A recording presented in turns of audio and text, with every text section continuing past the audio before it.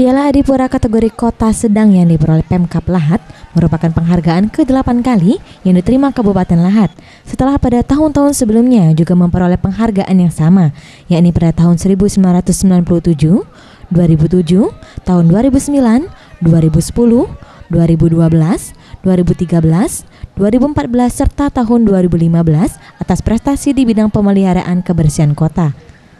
Adapun rute yang ditempuh iring-iringan ini dimulai dari halaman Pemda Lahat, melintasi kawasan Talang Kapuk, Kelurahan Talang Jawa, Lahat Tengah, melalui kawasan Pasar Lama, Bandar Agung, Lembayung, dan berakhir kembali di halaman Pemda Lahat.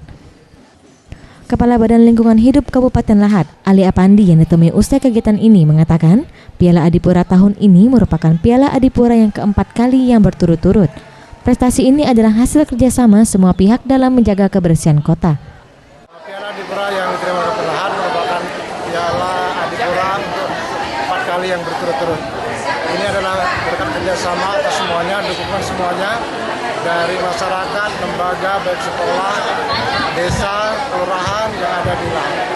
Dan Adipura tahun 2015 adalah Adipura yang sangat berat karena ada sampai 5 kali kita dinilai dari P1, P2.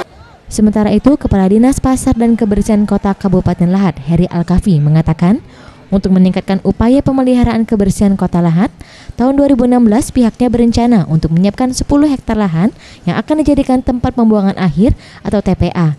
Ke depan kita pada tahun 2016 untuk peningkatan TPA kita menyiapkan areal kurang lebih 10 hektar dan ini yang menjadi barometer untuk kebersihan Kabupaten Lahat dengan meningkatkan menjadi sanitari. Zulfikri, Sriwijaya TV.